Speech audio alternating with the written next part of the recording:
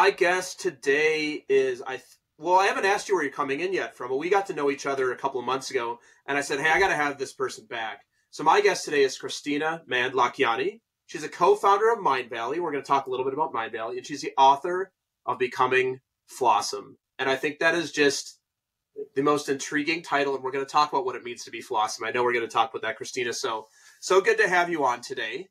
And where are you recording from today? So thank you so much for having me back. And I'm not sure where I was when we recorded last time. I might have You're been somewhere traveling. in Europe.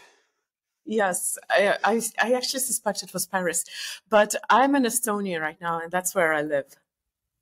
There's Paris, Estonia. I'm in New York, so this is one of the things I love about podcasting. Well, I'm so glad you're back with us today. We're going to talk about you. We're going to talk about, I think, a little bit about Mindvalley. We're mostly going to spend time talking about the book, but really what we're going to do is we're going to get to know you through all of it.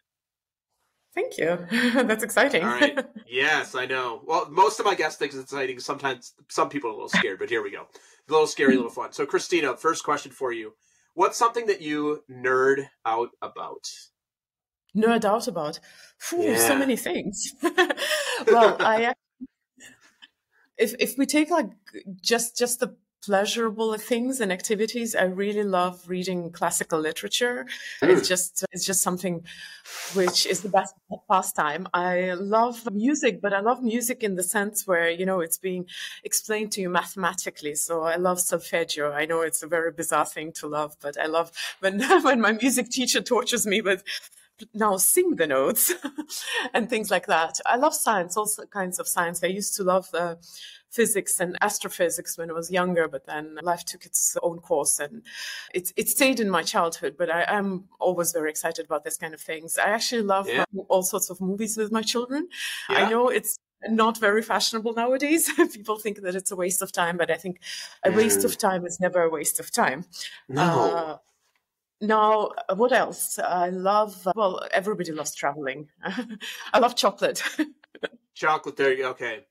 Man, there's so much gold in there. I have so many questions for you. One, what's your favorite piece of classical literature? Like, what's the book that you could go back to over and over again? The book that I have probably read the most times was Chekhov's Master and Margarita. I've read it, I don't remember how many times. And why do I read it again? It's hard to say. It's like probably, like this nice movie that you love to watch when you need comforting. But in my case, it is that book. But I actually haven't read it in the past probably 5 years for one very simple reason. It's such a deep book that every time I read it, I read it like it was for the first time. And I started realizing that it's becoming heavy on me. It used to be, it's a light book. It has like comedic element, but I just started feeling a little too philosophical reading it. My other favorite authors are Dostoevsky, and I love Jane Austen. Jane Austen is another type of comfort reading, and something that maybe a lot of people wouldn't expect. I really love Agatha Christie. I think she has such a wonderful way of writing and creating. Amazing. I love good mystery, but Agatha is more of an entertainment kind of books. I love, of course, Oscar Wilde for his wittiness. Then I could go on. I actually love a lot of I can see writers. That. Yeah, I love Agatha Christie as well. I've trying to think if I read any of those other ones. I've read some Oscar Wilde, I think in school. I was going to ask you the second question. What's the last movie you watched with your children that you as an adult, as the parent, actually enjoyed? And I'm asking this with a specific agenda. We have a just turned 7-year-old and a 2-year-old, so the movies in our house are on repeat. So I'm curious if you see anything that maybe we could introduce, especially the 7-year-old too.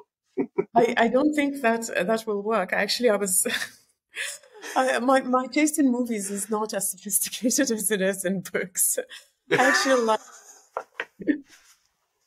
I actually prefer comedies.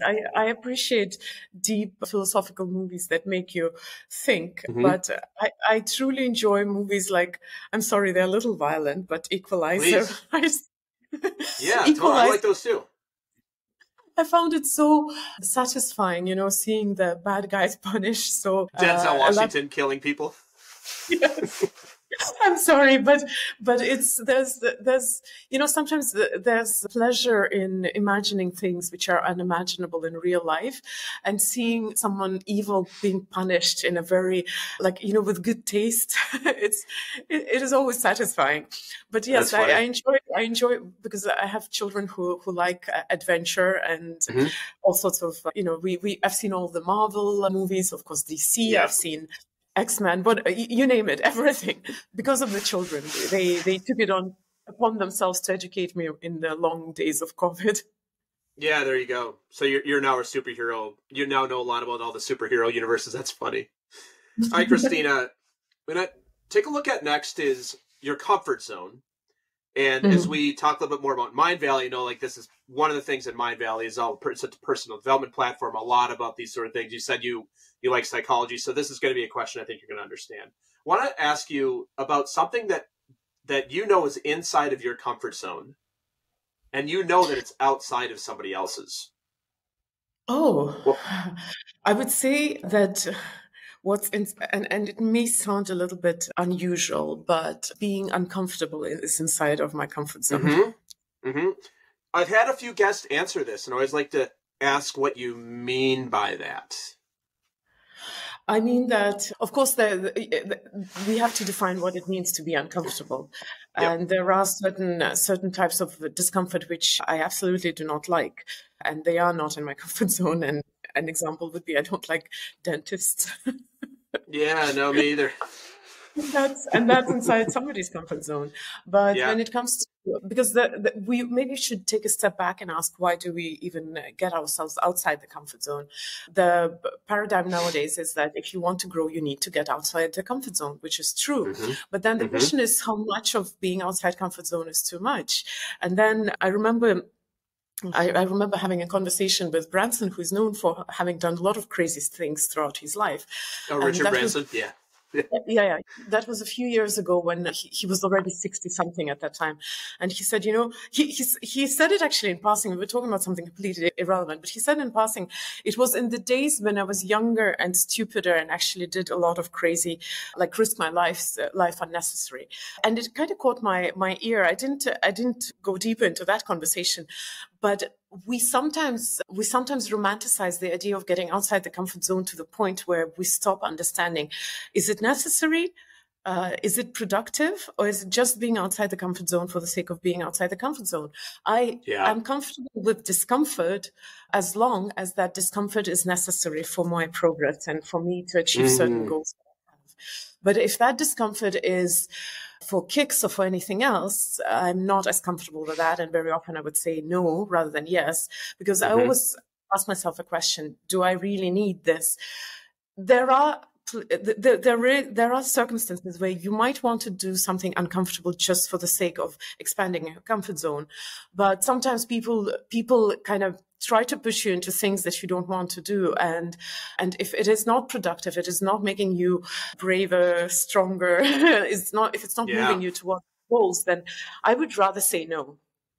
I like that. What I'm hearing there is, and I'm just going to say it, not to be too gender normative, but men, a lot of times, and I'm just going to speak for myself, we do things because we want to show, like, oh, I can do it. It's like the thing, I think generally women are more like pragmatic about it. Like you said, like, hey, I'd like to be outside my comfort zone, but how is this going to serve me or my family or my loved ones? It's interesting. I'm also somebody that I like to get outside of my comfort zone. I think most people that are in the personal development space in some way, that's just part of the thing that it actually moves into your comfort zone. Because you're like, oh, like, look at me 10 years ago, look at me now. You and I would not be sitting here, probably either of us, if we both hadn't gotten outside of our comfort zone. And I love your answer, which is going to make this next question very interesting, is, so what is something that is outside of your comfort zone that is inside of somebody else's? Oh, there are probably a lot of things. I'm very uncomfortable with water, and I even have figured out why it is. I've tried to learn scuba diving, but it just doesn't sit with me. And that's one of the things which I am a little jealous, but I have also come to peace with that, because it's just something which I guess is not going to be part of my story. I do snorkeling though. Fine. Yeah, right. Yeah. You're like, you know what? You're going to be just fine whether or not you ever go 40 feet, 40 feet under or 40 meters under the ocean. You're going to be fine either way.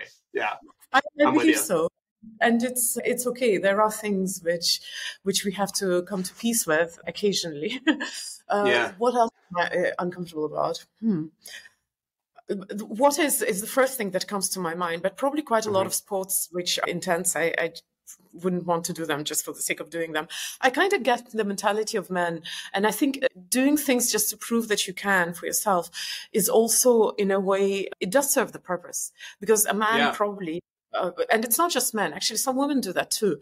But a person sometimes needs that little validation, and it's okay. There's nothing wrong about that. I have a feeling, and I've never run marathon, but I've always had, all my life, I've lived with the conviction that if you make me run it now, I'll run it. And I believe that someday in my life, I'll probably have to prove it to myself. So, it's fine. Sometimes you have to do things like that as well. But if you're so comfortable with being uncomfortable, then maybe what's uncomfortable for you is to be at rest for a moment. Yeah. Oh, that's so good. I know a lot of people that what is uncomfortable for them is to go, you know what? I'm good where I'm at. I'm going to hang out. I'm going to chill. I'm going to have peace, or I'm not going to strive for the next thing. And I live in New York, which is the whole culture is really, I mean, the American culture is pretty much built on that. But I love that I know so many people, including myself many times, where I'm just uncomfortable. I'm like, feels like I should be doing something. And it's such a deep fear. I've witnessed a lot of people who do that because we live in the hustle culture, and I've traveled with a few quite successful people into very remote areas, and I remember seeing them physically suffering from not being able to do their work. And I understand, but this is actually also part of growth and transformation. Sometimes doing the things that you wouldn't normally allow yourself to do, and that restlessness, if you look deeper into it, it does have very often, or very likely, it might have in it the fear of failing in something, or not reaping the opportunities, or missing out. It is a very, very real fear. But as you were talking, I remembered a few more things which I'm quite uncomfortable with. I'm quite uncomfortable with people prying into my private life, which is perfect for a podcast. Which actually scares me a little bit, because going out with my book, I know that there will be comments which I will consider inappropriate and maybe irrelevant, and maybe going too deep into my private space. Yeah. So I'm not very comfortable with that. But I am comfortable with facing that discomfort, because I know that this is something which I have to face if I want my message out, and I want my message out more than I care about my comfort. Yeah, I was just watching. Anderson has a new doc. I just heard her on Armchair Expert Dax Shepard's podcast. She has a new book coming out. Do you know Pamela Anderson? Yes, of course. Yeah. Yeah, she at one time, I guess she was one of the most famous people in the world, which doesn't surprise me. Now she lives on an island in Canada with her mother. It's really interesting. But she was talking about this at the height of her fame when she married Tommy Lee after 4 days. And she said she was talking about there was zero privacy and they had a miscarriage. And it was just horrible, like no privacy. And people would like climb up there, like climb into their backyard and all these things. That like people that say they want to be actually that famous, I do not understand either. That sounds horrible. So that sounds like that would really be a thing that would be uncomfortable for you if you felt like you couldn't walk outside without people go, hey, like people taking pictures, people, like invading your privacy with your family. I think we often don't realize how it feels, so that's why it's kind of cool to be famous. It's probably cool for maybe for a day, right? But it's cool when you want stuff. Yeah. And also it probably makes a lot of things easier as well as harder. And I think what I'm trying to drive at is whatever is given to you, what can you do to get the best out of it? And some people are even born into fame, and that's just part of their lot. And other people do such wonderful job and nobody knows them. And a lot of women would relate, probably not contemporaries, but let's say women who were working in the middle of the 20th century. Maybe they would want to have more acknowledgement of their accomplishments, but a lot of the times they were dismissed just for the fact of being a female. So I wouldn't want to look at fame or this kind of lack of privacy in a black and white terms. It so depends on circumstances and the degree and the level of either fame or the lack of privacy. Yeah. Awesome conversation so far. And I said awesome on purpose. We're going to take a really brief commercial break, and we're going to come back. We're going to talk a little bit about Mindvalley and what Mindvalley is. Now we're going to talk about your book, and I'm going to do my best to make you a little uncomfortable. Maybe I will. We'll see. We'll come back right after this. The Talking to Cool People podcast is brought to you by Jason Frizzell Coaching. Jason works with amazing people who are looking to find and develop their passion and purpose and create their journey to wherever it is they want to go. Check us out at jasonfrizzell.com, Facebook, or on Instagram. Jason loves hearing from anyone who thinks it would be cool to connect, to be coached, or to be a guest on our show. Email him at podcast@jasonfrizzell.com or DM him on Facebook and Instagram. And now, back to some more amazing conversation on Talking to Cool People. All right, Kristina, we're back. So let's talk so I mentioned at the beginning, you're the co-founder of Mindvalley. You let us all know a little bit about what Mindvalley is. I knew it before we got connected. Love if you share with the audience, what is Mindvalley? So the fastest answer would be is that we are one of the world's biggest platforms for personal growth and education in the world. We work with some of the best authors in this industry. And we are an education platform, which means that, and that's not the short answer, I'm going deeper now, which means we are looking at what humanity needs to master, to figure out, to live happy, fulfilled, and extraordinary lives. And then we look out for authors who are the best in this field, and then we help them to spread their message. So that's a fairly short explanation of Mindvalley. Yeah. So that's like the mission of the company, is to spread. It's almost like TED Talks. I think it's their tagline, at least it used to be, ideas worth spreading. Mindvalley is a place where I can go and say, hey, I'm really interested in this topic. And then I can go and learn from people that have authors and people that are thought leaders from around the world. It's interesting because what I hear here is this is also a place where you can have people get acknowledgement for their work that I might not find otherwise. It's yes, for sure, because we have a wonderful community, and there is a lot of opportunities for people in the community to grow and to get their audience from within. When it comes to authors, we usually work with such prominent authors that a lot of them have done that work before, so they already have a lot of their word out. What's our role in that is that we're not just publishers, we actually are an education platform. That means that we create special environment for that education to bring results. Now, you compared us to TED Talks. There is probably a lot of overlap because a lot of our speakers and teachers and authors have been on TED Talk and the other way around. But the difference is that TED Talk is a little bit like media company in the sense that it gives short format things. That's what society loves. We try to solve the problem, not just spread ideas, but actually help people solve problems. So if you come with a desire to learn to eat in a way which is supportive of your body, we'll work with you until you solve the problem, not just share some ideas with you. So that would be the big difference. In addition to the fact that we have amazing events and huge parties with a lot of glitter. Huge parties with a lot of glitter. My ears perked up. No, that's really good. Yeah, because TED Talks are amazing, and there's these big ideas, but then you're like, okay, so now what? Which that was a great 18 minutes. What do you want me to do with that information? I don't know what to do next. So you're a mom, you're co-founder of a really successful company, and because you didn't have enough to do, you decided to write a book. Book. Yeah, was that a question or was that the lead into music? I'm making a statement around it. So again, my question is, I know a lot of authors. I interview a lot of authors here. So let's talk a little bit about your process. When did you know you needed to write a book? Like, how long ago was it that you're like, hey, well, let me ask you this first. The better question is, do you need to write this book? Because some authors are like, I have to get this into the world. Some authors are like, I want to. My guess is Jane Austen had to write her books. Like, it was like, if I don't get this out, I'm not living my life. My guess is you're the same, but. It was all she was doing. In fact, she started writing when she was a teenager, and some of her earlier works. Her life's purpose.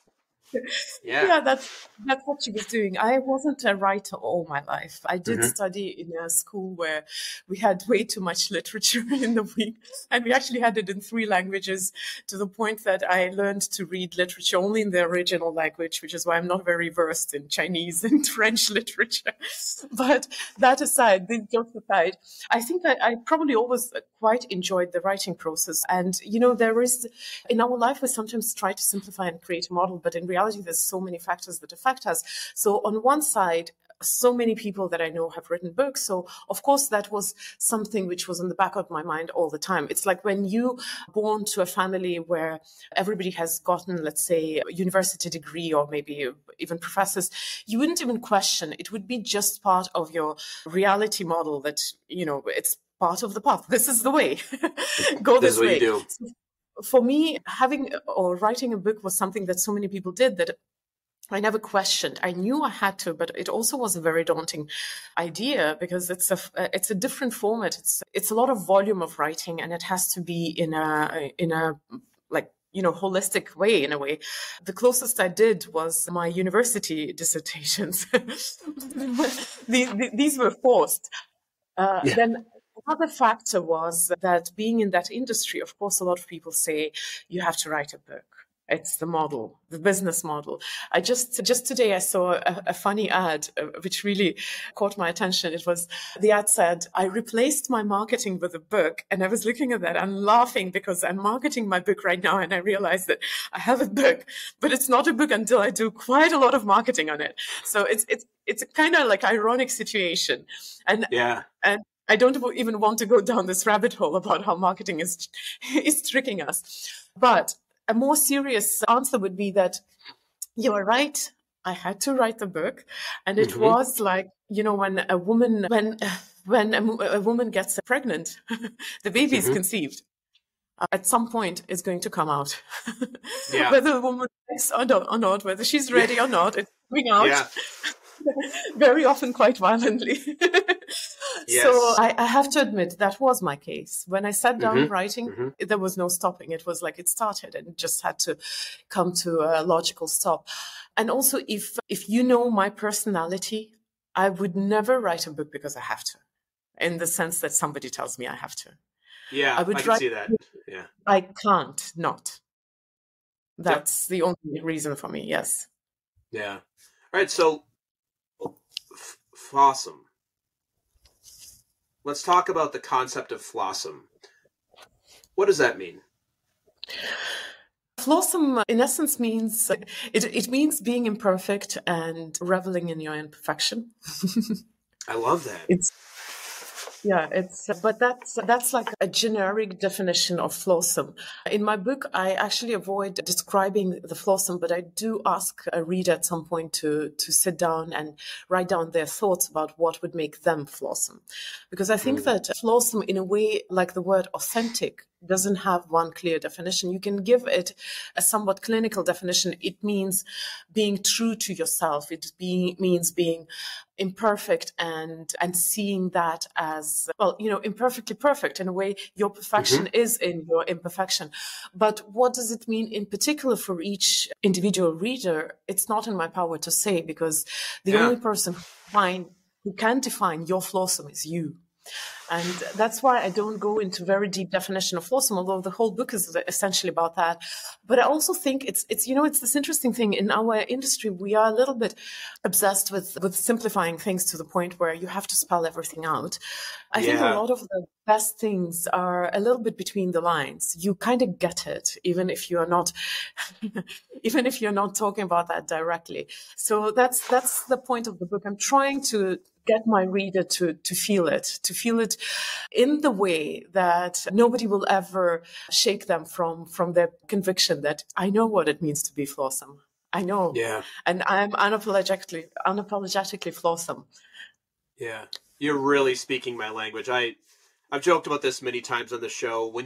Whenever I see some of the personal development space, they have the way for somebody to do something. And it's personal. I'm not talking about like, how do you start a podcast? Like there are some pretty tangible things or how to write a book. There's some tangible stuff. So people like, oh, here's how you find more love, or here's how you do this. And they have like a way. I always go, no, because the way that Kristina's going to do that, and the way that Jason's going to do that, and the way the audience is going to do that is going to be different for each of us. I love that too, because Flawesome, I like that you don't define it, because some authors would take that, be like, let me tell you what Flawesome is. Let me tell you how you can be more flawesome. And then you have like a process, which some minds really like. I prefer more give me the concept and let me like make it my own.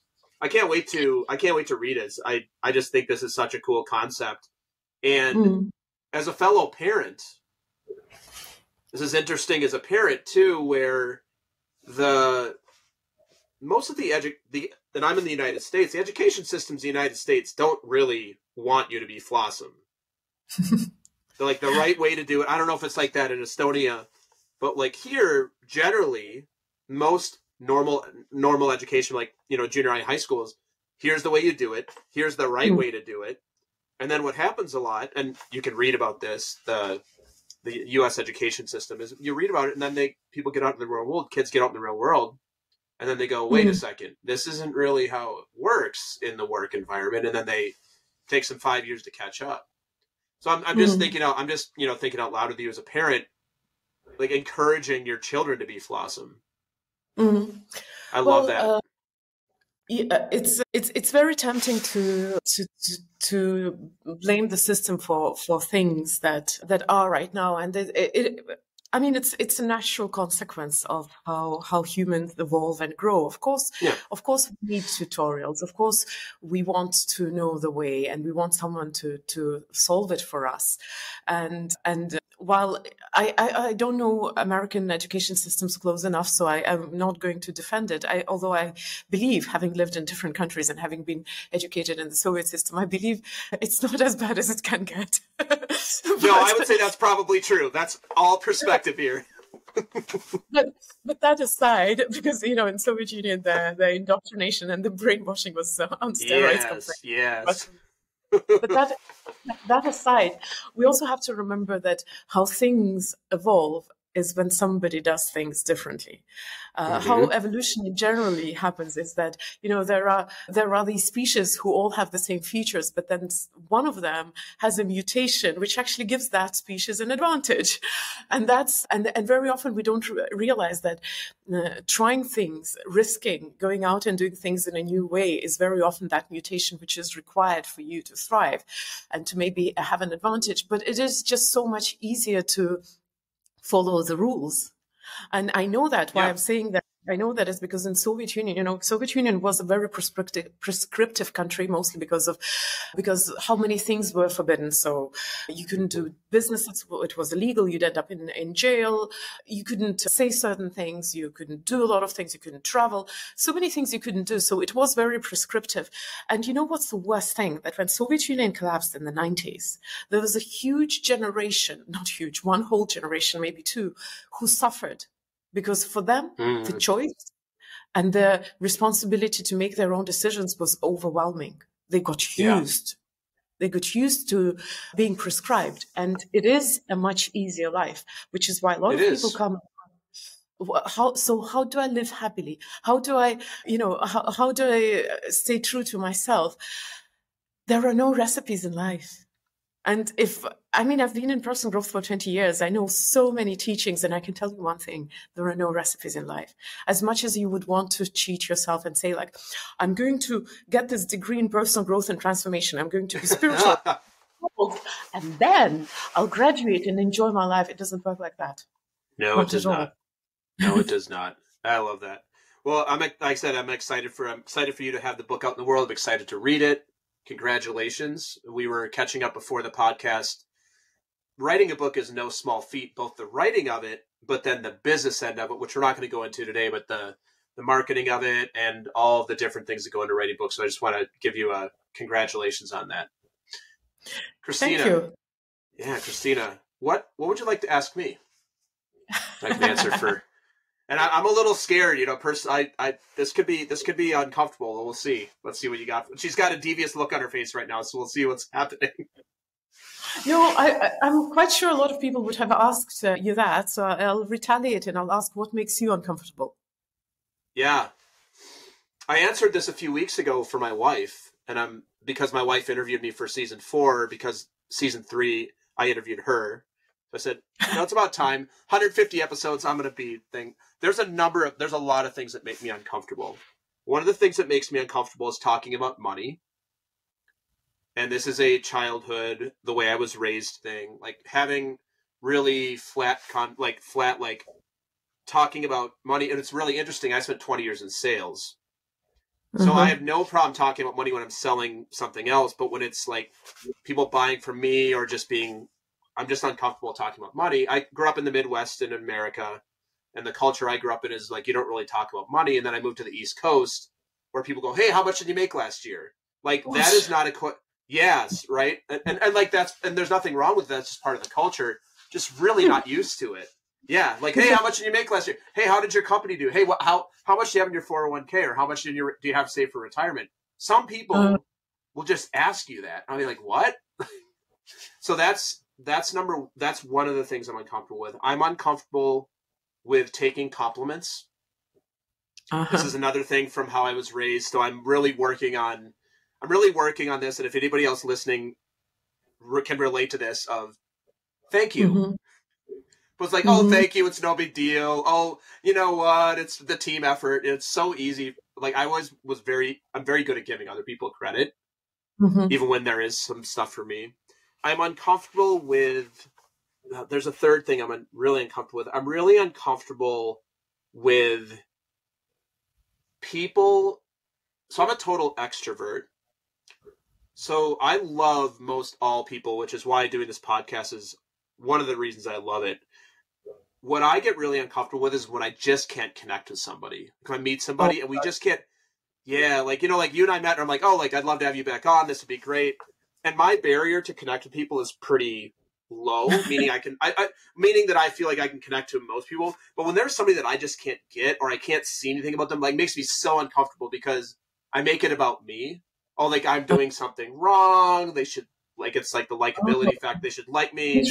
And so I get really uncomfortable. So then I think what I probably naturally do, personal development work, realizing this, is I try to turn up the dial on how to have them like me, which never works. So then you just end up being annoying or too talkative. And I'm just, so I'm a coach, right? So I spend a lot of time with people one-on-one. I do a lot of group work as well. So every now and again in a group, I'll have just one person. I'm like, that person is not paying attention. They're not digging the vibe I'm bringing. And it makes me so uncomfortable. Yeah. Because I make it mean something about me. Yeah. I do interviews sometimes where the roles are reversed and I'm actually the host, and I so feel the pain of having that one guest. You're thinking, when is it over? I can't. Sometimes you have to make this nice face because it's, I invited you, you're my guest. But deep inside, I want to punch the person in the face. I am very fortunate. I think, Kristina, by the time this episode comes out, I'll probably recorded 180 episodes. I can count like 2 or 3 episodes where it just wasn't working. And I'll never forget, I had one person, and he started talking about conspiracy theories and political stuff. And I'm cool with people bringing whatever they want to this show to a point, and then I'm just like, no, dude. But we kept going. And he used the podcast to just kind of go down his own talk track, which is cool as long as the talk track isn't like, it was bordering on like offensive, and it takes a lot to offend me. But I'm like, that's really like exclusionary and really like discriminatory. Yeah. So that, and that's a new one for me. I never answered that before, but it just really gets me. So I think, so I think what I do, and to wrap this part up, what I do is I either try and turn the dial up or I completely shut down the person. Like forget it. Like I either like go away and be like, give up, or I try really hard, which is neither of those works very well for building connections with people at all. The giving up, I'm never going to build a connection. The too much, if I'm already not working, more of the same isn't going to work. But I would guess that not everybody, like we don't need, or maybe we don't have to build a connection with every single person. No. And sometimes these exceptions, they kind of prove the general rule that people are generally interesting and curious. But yeah, I get it. I've had a few people who you just think like that was a mistake. And yeah. I'm still toying with the idea of being very straightforward and saying, you know what, it's not working. But I also don't want to insult people unnecessarily. So I do a very passive aggressive thing. I don't publish that episode. I did that once. Yeah. And to wrap on this, since we're both podcasters, I think what I will do if this happens again, which, I mean, I get a really good sense for most of my guests just from like how you can usually tell that do they email you, there's email you, like however they come in. What I think I would do is actually take a step back and say, hey, it seems like maybe there's something that's not working for you. And maybe, you know, like Kristina, this is where I do think probably people like you and I both have superpowers. Like the Flawesome part is like, hey, maybe this person's just having a bad day. Like actually just get curious. Hey, is this a good time for the interview? Hey, it seems like maybe this isn't feeling great to me. How's it feeling to you? And like reinvent, because maybe they have something going on. And some people just don't know how to prepare. And prepare doesn't mean you have to like know the script, but he's like, hey, I'm going on a podcast and he'd be ready to talk for an hour. You know, and some people are just generally not cool people. So some people are just generally not cool. I'm trying to be nice. Some people are just assholes. And not that enjoyable to be around. But they probably don't want to come on podcasts very often, so it's like self-selection. Probably. So if you're listening and you want to come on my show and you're an asshole, don't bother. At least, well, if you're a funny asshole, I'll take you. If I like funny assholes. If you're not funny and you're an asshole, forget it. There's no point. Yeah, that's a good question. All right, Kristina, I've got a few more questions for you to wrap up for today. Curious, what's the thing that you are most proud of? Oh God, I've lived such a long time. I'm proud of so many things. I'm proud of my kids. I think they're such amazing people. I'm really I'm sure they are. I just love them. And they're so amazing. I am proud of the fact that I've become a farmer. I have animals. A farmer? Yes. What kind of animals do you have? I'm a hobby farmer. I have sheep right now. And 4 of my sheep have brought little sheep babies. Oh. Yes, and a few more coming. And I'm buying also Highland cows soon. So, yeah. Nice. Fluffy lawnmowers. Yeah. My daughter, you are living her dream. My daughter is obsessed with animals. She's a like complete animal lover. And she would love to have some sort of, she'd like a chicken or but like a sheep or a lamb. She would go crazy. So maybe someday. You know, I haven't finished the list, actually. I'm also proud of my book, for sure. I love my book. I can't wait for people to start reading it. And I'm not proud yet, but it's something very close to my heart. I am starting a family museum in the house where my family has lived for like 400 years in the countryside. What? That's why I have I have sheep now, because there's land that needs to be eaten clean of grass. Wait, you own the house that your lineage has been in for 400 years? Yes. Yeah, it's not a very fancy house. It's a farmhouse. No, I would imagine. That's amazing. I'm making a museum there. It's a slightly slower process, and I named the things which I think the legacy type of things that hopefully will leave a mark after I'm gone. Wow, that is so cool. As an American, we haven't been around for 400 years. That's so amazing to think that you own the house that your family, like, that's been there, and it's actually, has it stayed in the family for 400 years? Yes, it's my dad. My dad got it from his dad, and of course, in between there was Soviet Union, so it was nationalized. So when the Soviet Union collapsed, it was returned, and I was the only grandchild of my generation who didn't want to sell it, so I ended up with it. But now I feel social or familial responsibility to keep it open for everyone in the family. So that's why I'm making a museum there. Incredible, and a 400-year-old farmhouse, I'm sure, is very Flawesome. It's at the moment it's more flawed than awesome, but it's getting there. Yeah. It's so cool. So, Kristina, what's something that you're afraid might be true about you? That I will die one day.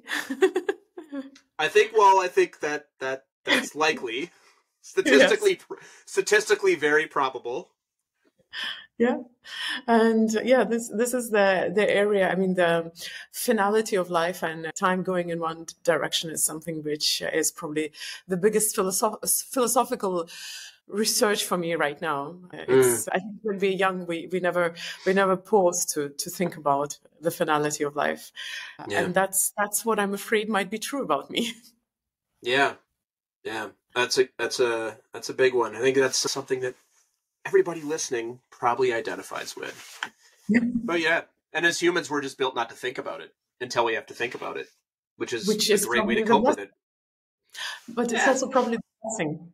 You know, sometimes we overthink things, and it's this double-edged sword in my case. I am definitely a lot in my head, but I also think that what makes me unique. And in personal growth and transformation, a lot of the times we are told to get out of our head and to be anywhere but our head.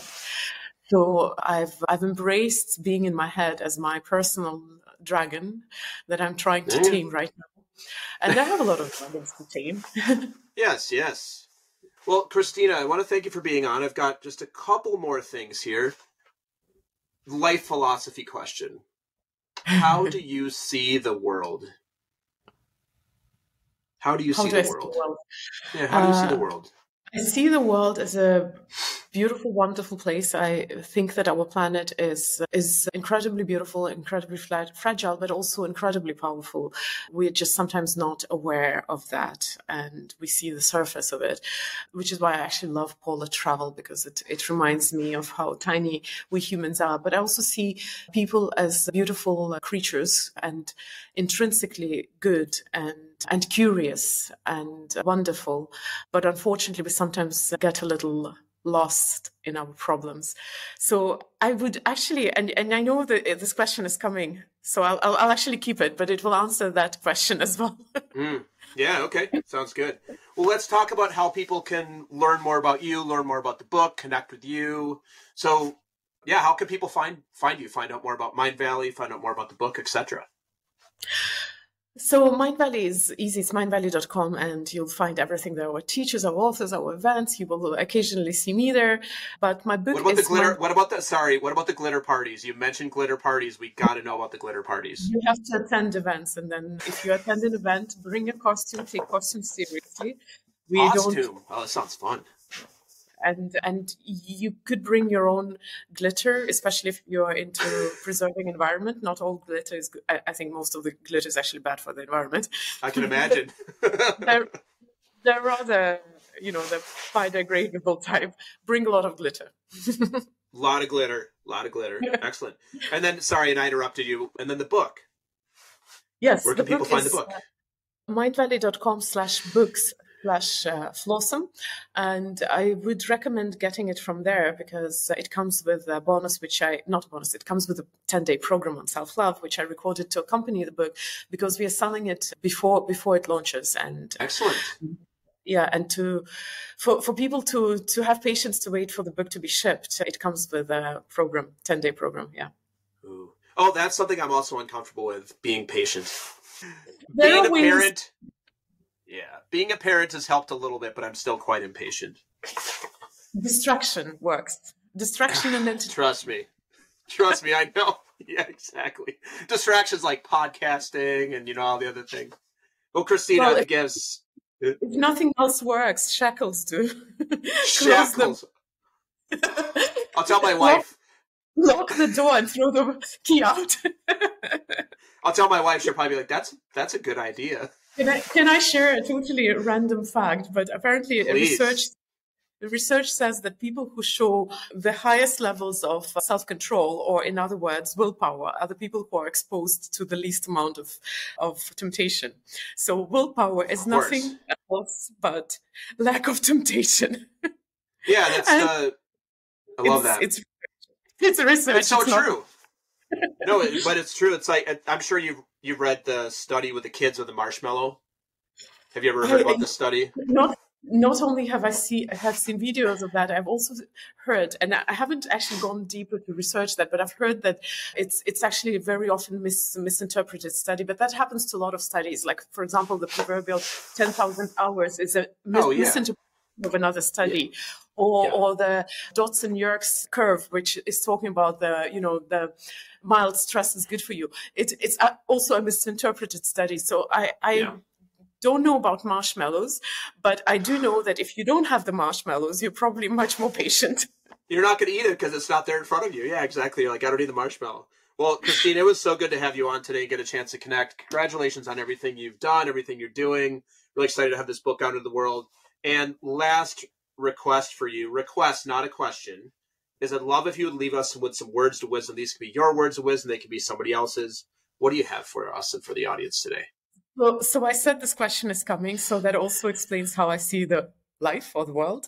This is a quote from my dear friend Veena. She's just Veena and my dear personal friend. She says, "Life is simple and deep, but we make it shallow and complicated." Your friend Veena, I hope that is a very, very good quote, Veena, if you're listening. That's really good. Life is, say that again. I want to get that into my... Life is simple and deep, but we make it shallow and complicated. That's so true. Yeah. So she's a wonderful person, Yeah. Maybe she needs to come on here. Maybe she'll have a quote from you. We'll have her on the podcast. We'll do it. Well, Kristina, again, so good to see you. Thank you so much for being on, and best of, not even luck, just best of everything you're up to. Thank you so much for having me. It was such a wonderful conversation. I really enjoyed it. Thank you. Yes, me too, Kristina. Thank you. Thanks for listening to another episode of Talking to Cool People with Jason Frizzell. If you enjoyed today's episode, please tell your friends. Follow us on Instagram and Facebook, and give us a shout out, or take a moment to leave a review on iTunes. If something from today's episode piqued your interest and you'd like to connect, email us at podcast@jasonfrizzell.com. We love hearing from our listeners because you're cool people too.